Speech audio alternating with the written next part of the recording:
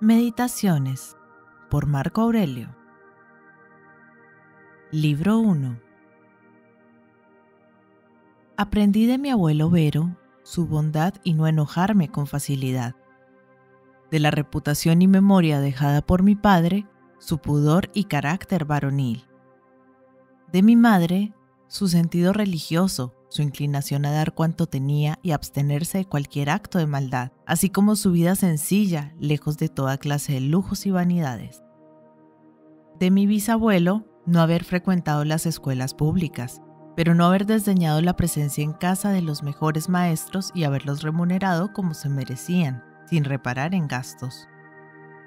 De mi preceptor, no tomar partido en quejas públicas, la resistencia y frugalidad, el cuidado de no encomendar a otro el trabajo propio, de no empezar 100 asuntos a la vez y de no prestar oídos a los chismosos. De Diogneto, la aversión a las futilidades, la incredulidad a las patrañas y mentiras sobre la manera de preservarse de los demonios y otras necedades parecidas, el no aficionarse a la crianza de codornices augurales ni otras manías semejantes, el soportar las opiniones de los demás cuando eran sinceras, el haberme familiarizado con la filosofía teniendo por maestros primero a Baquio y luego a Tandacio y a Marciano, el aprender a dialogar desde muy niño, el haberme habituado a cama humilde cubierta de piel, a cuantas prácticas y disciplinas son propias de un verdadero filósofo griego. De rústico, el haberme convencido de que era preciso controlar mi carácter y vigilarme muy atentamente, el no haber compuesto tratados retóricos y engañosos discursos destinados a convencer a los demás, el no haber intentado sorprender mediante falsa apariencia de actividad o de beneficencia, el haber renunciado a la retórica, a la poesía, al estilo refinado, el no usar toga dentro de casa y toda otra vanidad semejante, a usar en mis epístolas el estilo sencillo del que me dio buen modelo en la carta que escribió desde Sinuesa a mi madre, a estar siempre dispuesto con respecto a quienes me hubiesen faltado y me hubiesen tratado bruscamente, a reconciliarme con ellos y a ir a su encuentro a la menor indicación que hiciesen de arrepentimiento, a leer con el mayor detenimiento y a no contentarme con considerar las cosas de un modo insuficiente y sumario, a no dejarme convencer por esas gentes que hablan de continuo a tontas y a locas. En fin, haber podido leer, gracias a él, pues me los prestó de su biblioteca, los libros que nos conservan las lecciones de Epicteto.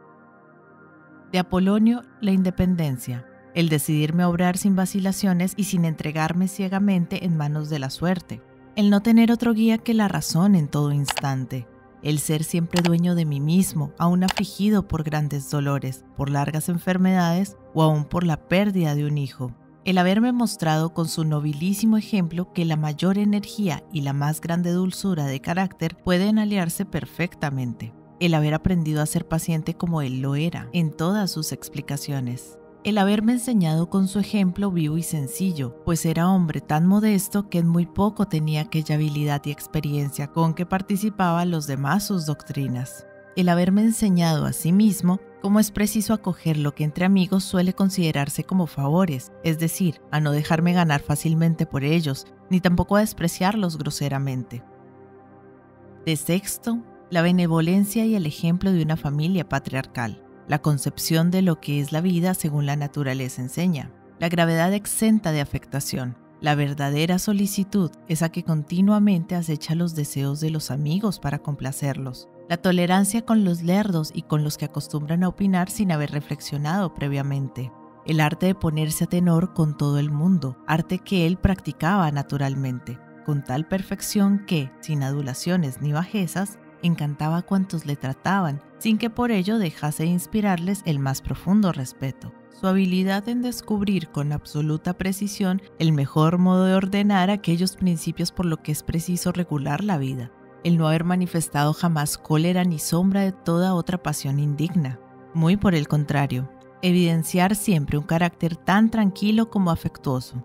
Su habilidad para hablar discretamente y para hacer gala, sin la menor pedantería, de sus vastos conocimientos. De Alejandro el Gramático, no criticar a nadie, no irritarse ni mirar con desprecio a los que no hablan con la propiedad debida. Muy al contrario, enseñarles dulcemente manifestando con suavidad y sin reproche la palabra verdadera, envolviéndola en una respuesta discreta o entablando una discusión en común relativa al fondo de la cuestión, no sobre la forma para herir menos o por cualquier otro medio de sugestión directa no menos apropiado. De frontón, haber observado a qué grado de envidia, de disimulo y duplicidad llegaron los tiranos y cómo, casi siempre, esas gentes que llamamos los patricios son incapaces de verdadero afecto para los demás. De Alejandro el Platónico, a no alegar con demasiada frecuencia ni sin necesidad, bien de palabra, bien por escrito, exceso de ocupaciones. A no eludir con demasiada persistencia los deberes que imponen las relaciones sociales, pretextando estar abrumado por los trabajos. De Cátulo, a no desperdiciar las quejas de los amigos ni aun siendo infundadas. Por el contrario, a tratar de sacarles de su error y de afirmar nuevamente las relaciones cordiales. A no decir sino bien de quienes nos enseñan, como hacían Dionisio y Atenodoro, que siempre que hablaban de sus maestros lo hacían con el mayor respeto. De mi hermano Severo, a amar al prójimo, a todo lo verdadero y a todo lo bueno. El haber conocido gracias a él a Tresa, Elvidio, Catón, Dion y Bruto. De haber adquirido también por él una noción clara de lo que es un Estado democrático, de un gobierno fundado sobre la igualdad y el común derecho de todos a exponer sus ideas. De un imperio en que sobre todas las cosas se respete la libertad de sus ciudadanos.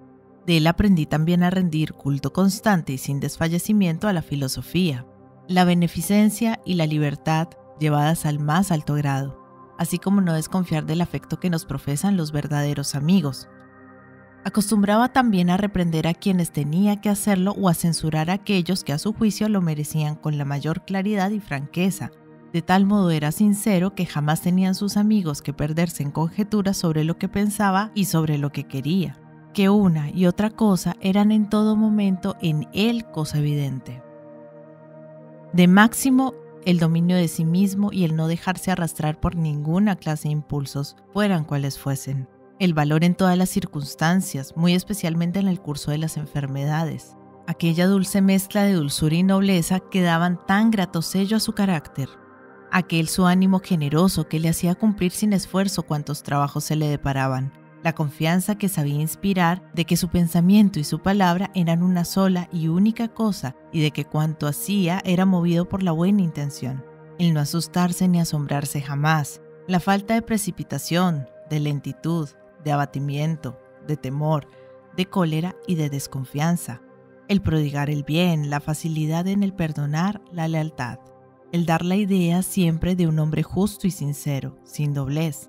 Aquella su manera de ser que evidenciaba que a nadie miraba con menosprecio ni superioridad. De mi padre, la mansedumbre, pero también la firmeza inquebrantable en sus decisiones una vez adoptadas tras madura reflexión. La diferencia es a vanagloria, compañera engañosa de los no menos engañosos honores, el amor y la perseverancia en el trabajo, la atención con que escuchaba cuantos eran capaces de hacer algo útil al bien público, el otorgar franca e inflexiblemente a cada uno lo que le era debido por sus méritos, la habilidad en el conocer cuándo era preciso sostener un esfuerzo y cuándo detenerse, el haber renunciado a los amores de los adolescentes, la sociabilidad, el dejar en la mayor libertad a sus amigos, no exigiéndoles que se sentasen en contra de su voluntad a su mesa ni que por obligación le acompañasen a sus viajes. Por el contrario, estos siempre le encontraban él mismo cuando, obligados por la necesidad, habían tenido que separarse de él el tiempo que fuese. Aquel minucioso cuidado que tomaba siempre en examinar por sí mismo los asuntos que tenía en Lanubio. Entre ellos, al recaudador de tributos de Túsculo, que solía pedírselo, y siempre obraba igual. Jamás se le vio airado, violento ni enfadado. Jamás se empeñaba en trabajos sin calcular. Al contrario, sus planes y propósitos estaban siempre tan bien pensados, tan sensata y acertadamente ordenados y dispuestos, tan perfectamente dirigidos que parecían más placer que obligaciones. Hubiera podido decirse de él, como de Sócrates, que sabía igualmente privarse del gozo de esos bienes, cuya falta hace a la mayor parte de los hombres caer en la tristeza y su disfrute en los excesos. Igualmente, su valor, su resistencia y su templanza en goces y privaciones, prueba palpable de su alma equilibrada e invencible. quedó bien patente durante la enfermedad que le ocasionó la muerte. De los dioses: haber tenido buenos abuelos, un buen padre y una buena madre, una buena hermana, buenos maestros y buenos familiares y parientes, y amigos casi todos buenos asimismo. El no haber llegado a faltarlos, lo que, dado mi carácter, hubiera podido muy bien ocurrir en uno de esos arrebatos que las ocasiones ofrecen algunas veces. Luego es un gran favor que los dioses me han otorgado el que las circunstancias no hayan motivado, para confundirme, algo de lo que luego hubiera tenido que arrepentirme. No menos les debo el no haber sido educado demasiado tiempo en casa de la concubina de mi abuelo, el haber conservado la inocencia hasta bien entrada la juventud, el no haber hecho prematuramente ningún acto de virilidad, más aún el que transcurriese mucho tiempo antes de iniciarme, el haber sido subordinado a un príncipe, mi padre, que debía con sus sanos ejemplos y consejos evitarme toda vanidad y ayudarme a comprender que se puede vivir perfectamente en sociedad sin necesidad de guardias, de trajes lujosos, de lampadarios, de estatuas y de otras cosas parecidas usadas solo para aparentar. Es decir, a darme cuenta de que un príncipe puede reducir sus vanidades hasta el punto de llegar a no sobrepasarlas de un particular, sin que por ello desprecie ni humille su rango ni descuide los deberes que debe ejercitar como soberano y los derechos que puede exigir, por ello mismo, en nombre del Estado. El haber tenido un hermano como el que tuve, capaz por su carácter de inducirme a tener mucho cuidado de mí mismo, sin dejar por ello de encantarme por su gran afecto y consideraciones hacia mí. El no haber tenido hijos torpes ni contrahechos. El no haberme aficionado excesivamente a la retórica, a la poesía y a otros estudios que me hubieran movido a dedicarme a ellos totalmente de haber observado que pudiera hacer en ellos progresos. El haberme anticipado a los deseos de mis maestros colocándolos en las dignidades que me parecían ambicionar, sin dilatar el cumplimiento de sus deseos ni pretender que, puesto que aún eran jóvenes, más tarde podrían realizar sus aspiraciones. El haber conocido a Apolonio, a Rústico y a Máximo. El haber comprendido muchas veces y con toda claridad lo que es la vida conforme a la naturaleza, de tal modo que el que no viviese de acuerdo con ella no dependería de modo alguno de los dioses, de sus comunicaciones, inspiraciones y ayudas, sino de mi propia culpa por no tener en cuenta precisamente sus advertencias, es decir, sus lecciones. La resistencia extraordinaria de mi cuerpo, no obstante mi trabajosa vida, el no haber tocado a Benedicta ni a Teodoto, el haberme curado pronto y sin dolor más tarde cuando el amor me hizo su víctima, el no haber empeorado con hechos de los que luego hubiera tenido que arrepentirme, mis enfados con Rústico, el que mi madre, que estaba destinada a morir joven, pudiese pasar a mi lado sus últimos años, el que cuando se me ocurrió socorrer a un hombre necesitado o que por alguna razón necesitaba ayuda, pudiera hacerlo, el no haber necesitado a mi vez que otro me ayudase con sus préstamos, el haber desposado a una mujer tan obediente, amante y sencilla, el haber tenido buenos maestros para mis hijos, el haber soñado diversos remedios para mis males, especialmente para corregir mis mareos y los esputos sanguinolentos que con frecuencia arrojaba, como me sucedió estando en Gaeta, el no haber caído en manos de los sofistas cuando me aficioné a la filosofía, ni para pasar el tiempo en el análisis de autores y silogismos o perderle igualmente ocupándome de la física celeste. Forzosamente, tanta ventura me fue concedida por los bondadosísimos dioses y por la fortuna. Esto lo escribo en el país de los Cuados, al borde del río Gran.